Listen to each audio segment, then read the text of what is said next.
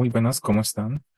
Pues mi grupo, que está conformado por Esmir Magín, Alejandro Narváez y mi persona, Juan José Sánchez, les vamos a hablar de un plato central que escogimos. En este caso, el plato central que escogimos es el de chuleta, papa amarilla, arroz, ensalada, sopa y agua panela. Este es un mapa sistémico que contiene 695 nodos con los cuales están conectados e involucran todo el sistema que tiene que ver con este plato de central. Entonces, vamos a hablar más de ello. Bueno, el iceberg de las ideas es una herramienta sistémica que sirve para profundizar los problemas. En la punta del iceberg están los eventos. El cómo es va sobre producción de alimentos, manipulación errónea por operarios, mala trazabilidad, algunos estudiantes se quejan del sabor, desperdicio de alimentos y si usa cupor en platos para llevar.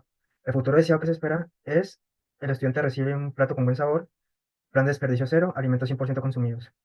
Luego, más abajo, va a los patrones. El cómo es, prioriza más la cantidad que la calidad, la oferta de la ensalada supera la demanda, desperdicio de alimentos en cada plato, baja la recomendación de los estudiantes y el sistema de transporte genera defectos en los alimentos.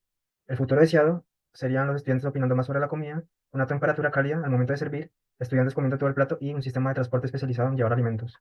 Más abajo del iceberg va la estructura. ¿Cómo es? No se recopilan opiniones sobre la comida, se cocina en cantidades absurdas y los cocineros siguen recetas estandarizadas por volumen, no por salud.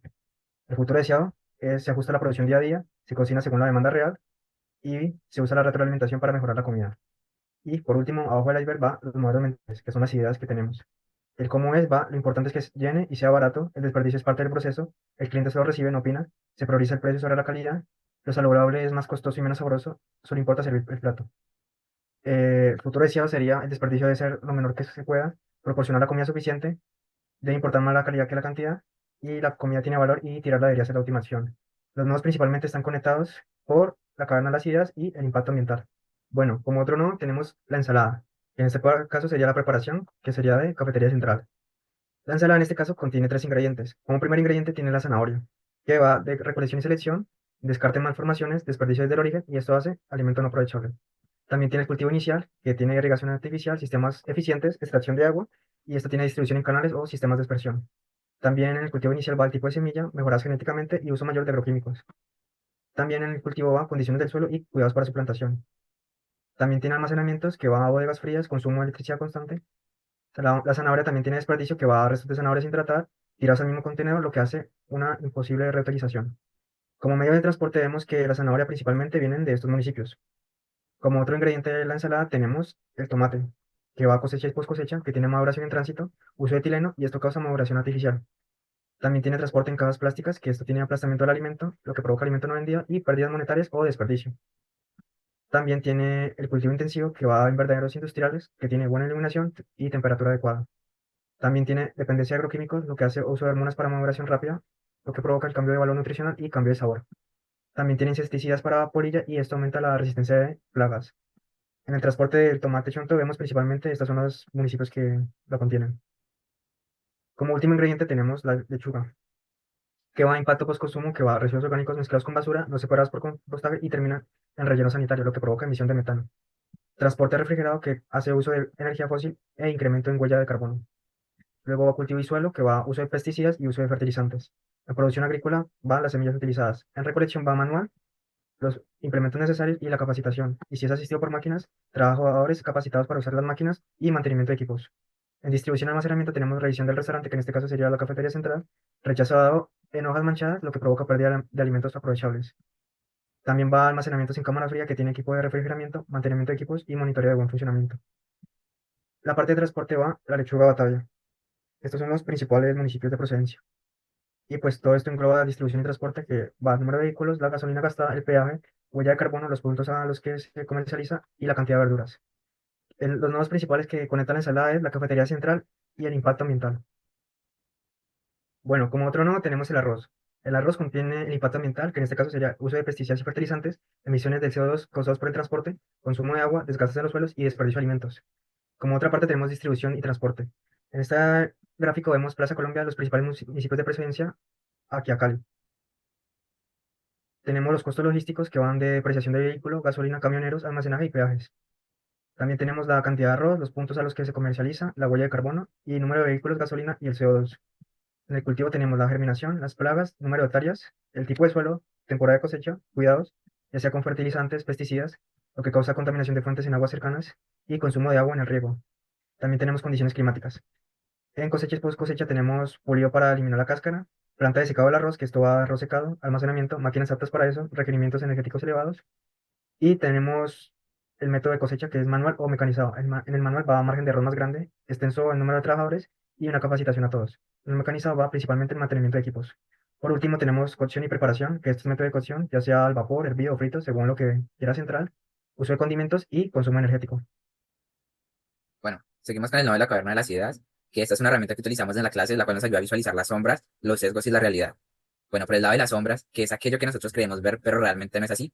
Aquí decimos dividirlas en dos partes, una social y una física. Y en la parte social tenemos los mantenimientos de los equipos, las tensiones geopolíticas, los trabajadores informales, las comunidades afectadas por los monocultivos y la rapidez y la cantidad sobre la calidad y el origen.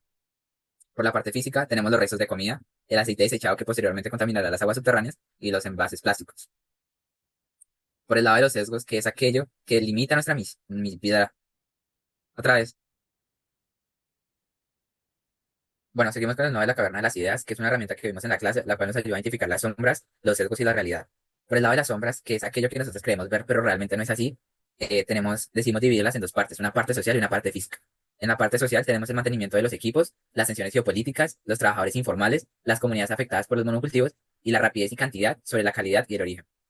En las partes físicas tenemos los restos de comida, el aceite desechado que posteriormente contaminará las aguas subterráneas y los plásticos de los empaques. Por el lado de los sesgos, que es todo aquello que limita nuestra visión hacia la realidad, podemos encontrar que lo que importa es que la comida esté rica, más no cómo se produce, que el agua es ilimitada, que la papa y cualquier alimento debe ser perfecto para poder ser consumido, que el pollo es esencial en la dieta, que si es barato, entonces no va a tener un impacto significativo, que no importa si sobra, alguien más lo recogerá, y que la atención rápida en la fila es nuestra prioridad.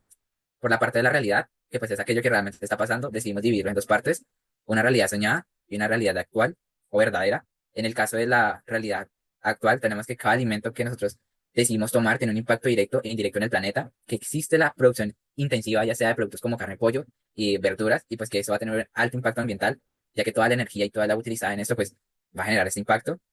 Tenemos decisiones basadas en costo y no sostenibilidad, que pues muchas empresas y muchas personas toman sus decisiones basadas en los beneficios de los bajos costos, sin embargo no se ponen a ver en las consecuencias que traen estas decisiones en cuanto a sostenibilidad.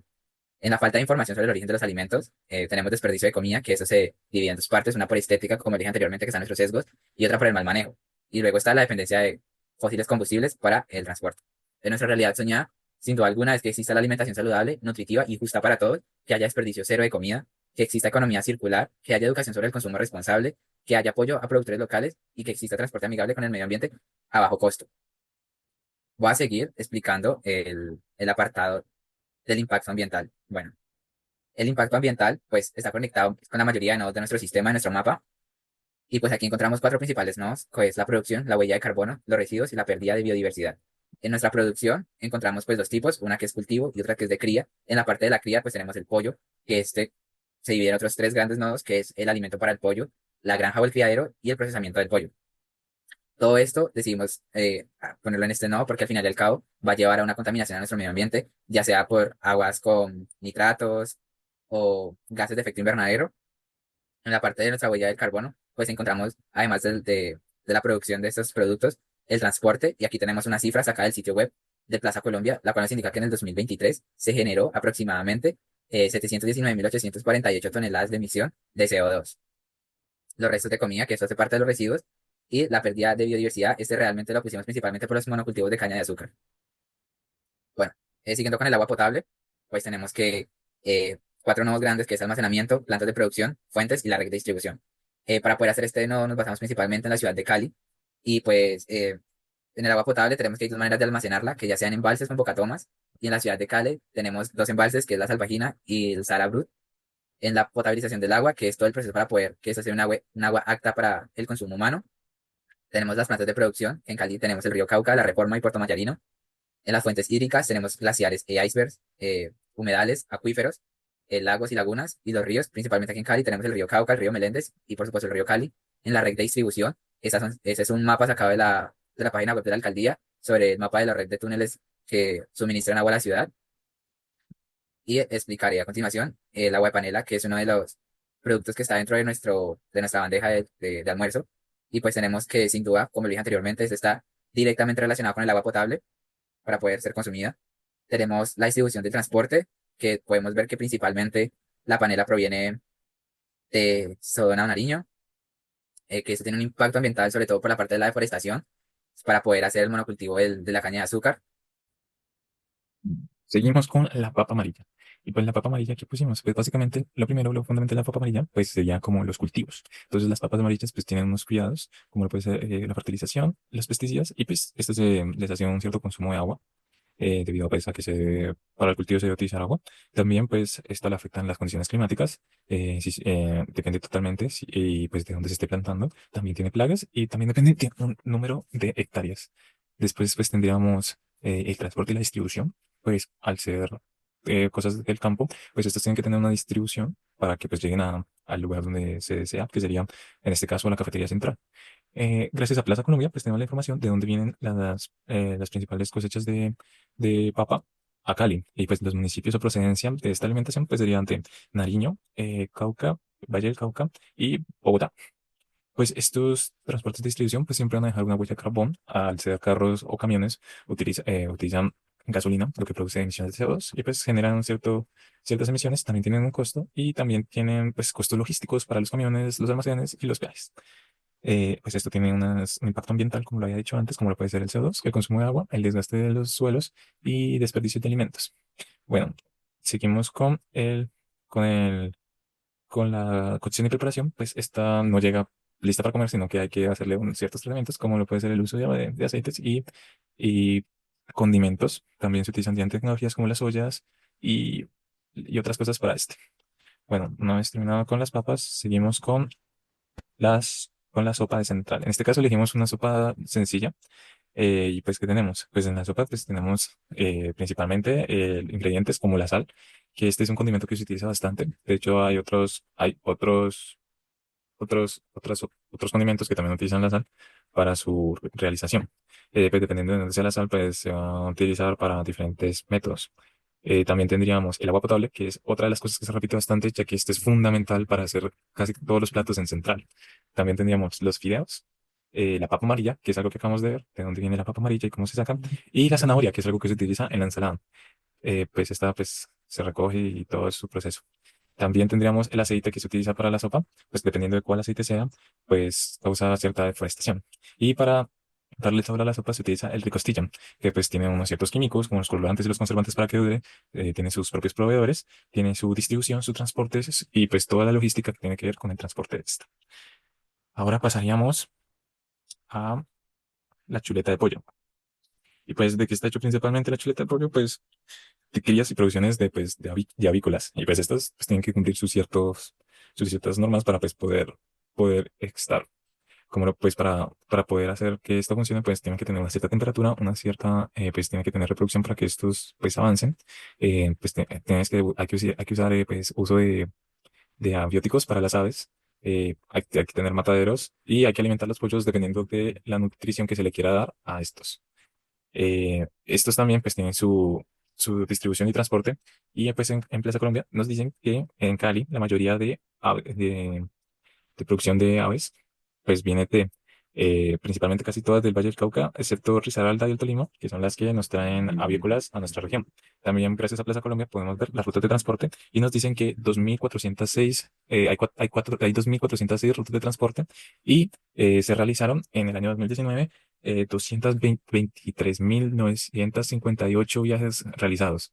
Y pues que estos viajes realizados, la huella de carbono pues hizo 2.796 toneladas de dióxido de carbono, y esto representaría un 22% de las emisiones de carbono en la industria cárnica.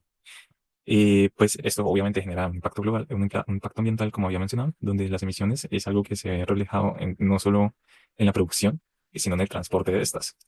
Pues la chuleta de pollo también incluye miga de pan, y pues esta miga de pan tiene su propio proceso, tanto desde rutas logísticas, el transporte utilizado, la producción, tanto sus propios ingredientes, como lo podría ser la harina de trigo, los cultivos y la levadura del agua y pues el aceite para que éstas se friten. Y pues para hacer esto pues tenemos que tener tecnologías.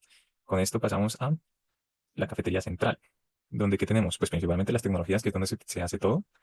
También tenemos la presentación del plato, pues puede ser en icopor y pues esto genera residuos, o puede ser en platos normales y no generarlo.